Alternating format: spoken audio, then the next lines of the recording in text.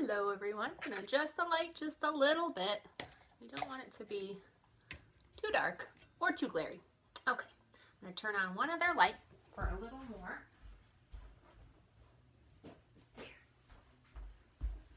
All right, that's a little bit better, I think. Okay, so we're going to do stories today about underground. We think a lot about what we see in front of us, but we don't always think about what's happening underneath us and the animals who live underground. We're going to start out, as we always do, with open shut them. So put your hands up in the air, wiggle your fingers, and let's begin. Open shut them, open shut them. Give a little clap, clap, clap. Open shut them, open shut them. Put them in your lap, lap, lap. All right, our first story has a mole in it. And you might not see moles very much because they're kind of shy little creatures. But if you go out in a yard and you see all these little bumps and they look like tunnels, that's because they are tunnels. Moles dig tunnels all around underground, and they might drive your parents or your grandparents a little crazy, but they are necessary creatures. And they're actually pretty cute. You might want to look one up on the internet with a grown-up if you want. So our first book is called All for a Dime, and it's by Will Hillenbrand. And he actually signed the book for us. It says, "To my friends at the Galena Public Library." Mole pushed aside some dirt. He picked up worms. Yum, yum, yum. He put some into his pail. Looks like Bear's getting some berries. Bear pushed aside leaves. He picked berries. Yum, yum, yum. He filled up his pail. Skunk loves berries. I'll pick some just for her. Fresh berries just for you. That's being a good friend, isn't it? Thank you, Skunk grinned. I love blueberries. Look what else I have. Worms. Mole beamed. Nice, stuttered Skunk. Look what I made. Perfume. Skunk smiled. Puff, puff, puff. Nice, stuttered Bear. Now we all have something to sell on market day, said Mole. We should make lots of money. Skunk winked. Lots, agreed Mole. Would you buy Skunk's perfume? I don't know if I would. She's pretty cute, but I don't know. On market day, Mole and Skunk made signs. They collected stools and they packed. They put up tents and set out the goods. Bear was busy. I'd probably buy blueberries from Bear. Mole and Skunk waited and waited and waited. Aww. Nothing is selling. Let's switch seats to change our luck, suggested Mole. That's better, Skunk grinned. I would like to buy some of your lovely perfume. That will be a dime. Mole smiled. Puff, puff, puff. Now I would like to buy some of those scrumptious worms, said Mole. That will be a dime. Skunk smiled. A little more perfume, please, said Skunk. A little, that will be a dime, Mole chuckled. Slurp, slurp, slurp.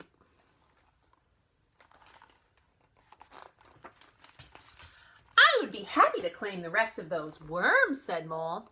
That will be a dime, said Skunk. Slurp, slurp, slurp. Mole yawned.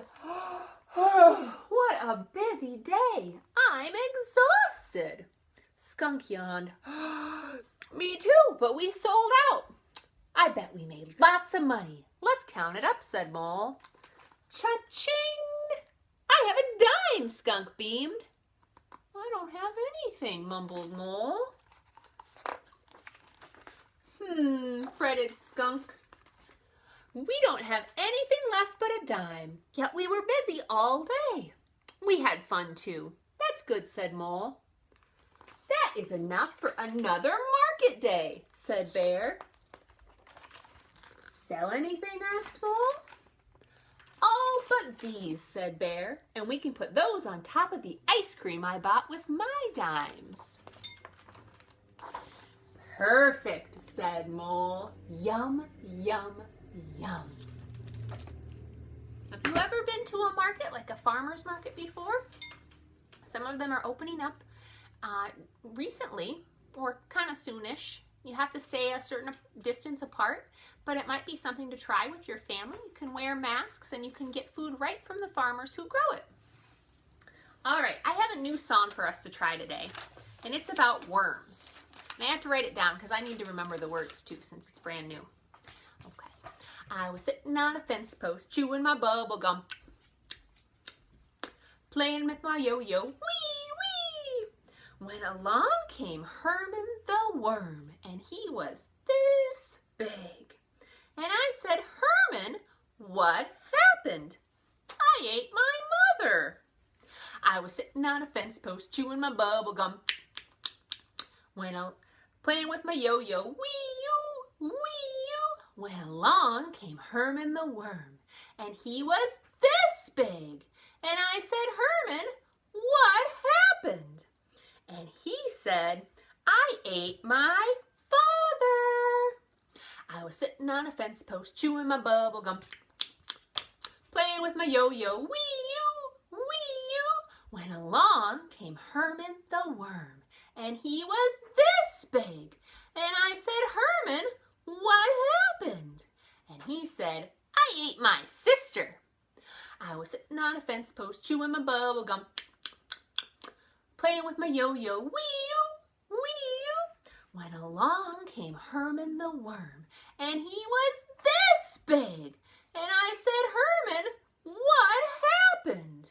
And he said, I ate my brother. I was sitting on a fence post chewing my bubble gum, playing with my yo-yo, wee-yoo, wee-yoo, when along came Herman the worm, and he was this big. And I said, Herman, what happened? I burped, burp. So that's our silly song about worms. And let's do an old familiar favorite now, If You're Happy and You Know It. If you're happy and you know it, clap your hands. If you're happy and you know it, clap your hands. If you're happy and you know it and you really want to show it, if you're happy and you know it, clap your hands. If you're happy and you know it, stomp your feet. If you're happy and you know it, stomp your feet. If you're happy and you know it and you really want to show it, if you're happy and you know it, stomp your feet. If you're happy and you know it, shout hooray, hooray! If you're happy and you know it, shout hooray, hooray! If you're happy and you know it and you really want to show it, if you're happy and you know it, shout hooray, hooray! Ooh! I'm sure you did an excellent job with the songs today, especially that new one. It's kind of hard, but once you get the hang of it, it's a little bit fun. All right, it's time for our flannel board. So I'm going to scooch just a little bit so that the board can get in the picture. All right. I'm going to prop it up just a little bit. Okay, so we have some worms today. And a little bean came out. Don't know where that came from. All right, we have a red worm. One red worm lying under the sky so blue. Along comes an orange one, and then there are two colorful worms squirming up a tree. Along comes a yellow one, and that makes three colorful worms searching for one more. Along comes a green one, and that makes four colorful worms into a puddle dive. Along comes a blue one, and that makes five colorful worms squirming across some sticks. Along comes a purple one, and that makes six. So there's some beautiful worms.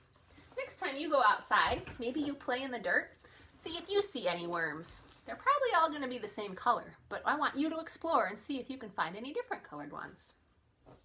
Our next book is about a worm named Carl, and it's called Carl and the Meaning of Life. And sometimes people don't know what their purpose is in life. Sometimes they do stuff and they don't know why, or they think that they're so small that they don't matter. But that's not true. And we're going to find out why Carl, even though he's a little worm, is so important. And this book is by Deborah Friedman. She did the words and the pictures. Carl was not a bird. Carl was not a bear or a beaver. Carl was an earthworm. He lived underground, moving, always moving, burrowing, tunneling, digesting dead leaves, feasting and casting, turning hard dirt into fluffy soil, day after day. Why? Asked a field mouse, gathering seeds. Why do you do that? Why? Carl did not know why, but now he needed to find out. So Carl stopped making fluffy soil. I'll be right back, he told the mouse. Let's see how Carl finds out. He spotted a rabbit. Maybe she knew. Why do I do what I do? He asked her. Oh goodness dear, she says. I do not know. I do what I do for my babies. But Carl did not have babies. A fox appeared. Carl turned to the fox. Why do I do what I do? Asked Carl. Who do I do it for? For whom? Replied the fox. Alas, my meal awaits, and I am here for the hunt. But Carl did not want to hunt. Why are you talking to a fox? Cried Squirrel. Carl was startled because the field mouse was waiting and wants to know what I am here for. The squirrel declared, I'm here to plant trees. They are where I sleep. But Carl could not sleep, not high in a tree, and not without an answer for the mouse. He pushed on. What? He asked the deer. And on. Hours turned into days until the soil was no longer fluffy. The ground around Carl turned barren and dry. Who? He asked the raccoon. While he continued to search. Why? He asked the bat. Sigh. But the birds had flown off to find grasses and fluff. The bear trundled away to look for berries. Soon there was nobody left to talk to. What about me? Called Carl. And what differences do you see looking at this picture versus the picture at the beginning when Carl was working? Do you notice that there's no grass anymore? And not all the animals are there? Almost no animals, and those that are there are leaving. The clouds were silent. So was the air. I will never find out, he sniffled. Then Carl heard a sniffle echo, followed by a squeak. I can't find any grubs, a voice cried. It was the saddest ground beetle he had ever seen. Carl peeked under a stone. No grubs. Then he poked at the dirt. It was hard, like rock. Where was his fluffy soil? Does anyone know where his soil went? See if you can guess.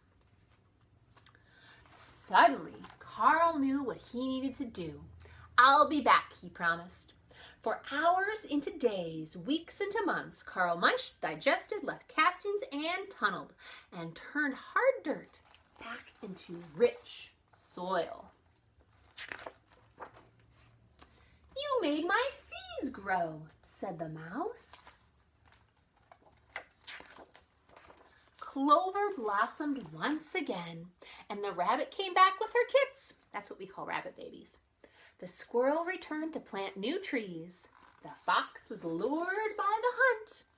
All of them able to do what they do. How?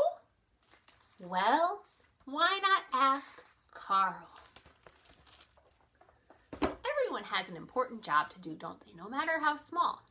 And in nature, we call things that live together and rely on each other an ecosystem. And if you take one little thing like a worm out of that ecosystem, it all goes haywire and nothing works quite right. So that's why worms are so important. And if you garden and you're digging in the dirt and you happen to find a worm, that means you've probably got really good soil and you're pretty lucky. But leave the worms back in the dirt where they belong, okay? Because that's their job. Let's do our shaker eggs now. You put your shaker egg in the air. Shake your shakers in the air. Shake them here, shake them there. Shake your shakers in the air. Shake your shakers. Shake them high and shake them low. Shake them yes, shake them no. Shake them high and shake them low. Shake your shakers. All right, hold it near. Shake it near and shake it far. Drive your shaker like a car. Shake it near and shake it far. Shake your shakers. All right, are you ready to go fast? Let's do it fast. Shake it fast. Move your whole body. Get some exercise. Shake it slow. Shake it stop. And shake it go. Shake it fast. And shake it slow. Shake your shakers. Right. Egg shakers up. Egg shakers down. Egg shakers dancing all around. Shake it on your shoulder. Shake it on your head. Shake it on your knee. And tuck it into bed. Great job with the shaker songs, everyone. Our last book is about a slug. And they're another little thing that sometimes we overlook, but they play an important part in our ecosystem. Remember that word too. And this is called Some Smug Slug. And it's by Pamela Duncan Edwards, and the pictures are by Henry Cole.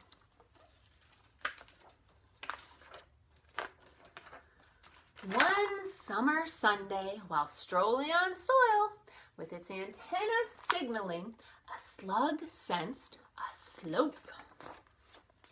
Slowly, the slug started up the steep surface, straining behind it, scribble sparkling like silk. You'll notice there's a lot of S words in this book. Stop! Screamed a sparrow, shattering the silence. What do you think a sparrow is based on the pictures? If you said a bird, you're right.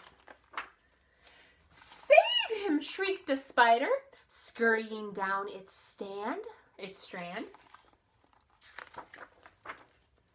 Silly, sighed Swallowtail, who is a butterfly, swishing through the spice bush. Saphead snickered a skink at its sapphire tail swished. With a shrug of its shoulders, on the slug sauntered. With a swagger it slithered, up, up, up the slant. Show off, scolded a squirrel, storing nuts for the season.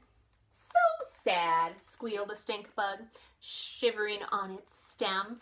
You might have stink bugs around your house at home. For one single second, in a sunbeam it slumbered. Its sleek skin was soft like shantung, which is a type of fabric. Seldom swerving or straggling, or swaying or skewing, the smug slug shambled on. Struggling to the summit, the slimy slug smiled a self-satisfied smile. In spite of sinister signs, it showed no suspicion. What do you think that might be? Until something shifted and shuddered and shook. That sly, slippery slope was simply a sham. Now what do you think it is? Such a shock! Such a shame! Such a succulent slug. So we found out that frogs and toads like to eat slugs. But like I said, everything plays a purpose in the ecosystem. I miss seeing you at the library. I hope soon that we can see each other's smiling faces and I can hear the stories about all the wonderful things you've been doing since I've seen you last. I hope you're taking time to read, to play, to make art, to get outside and explore nature. Look for some cool little animals that you might not otherwise notice, like worms and slugs. And I hope that you'll take a little bit of time to rest and give a snuggle to your mommies and daddies and grandmas and grandpas and anyone else who's caring for you right now. So let's put our hands up to close out story time. Wiggle your fingers and let's begin. Open, shut them. Open, shut them. Give a little clap, clap, clap. Open, shut them. Open, shut them. Put them in your lap, lap, lap. Goodbye until next time.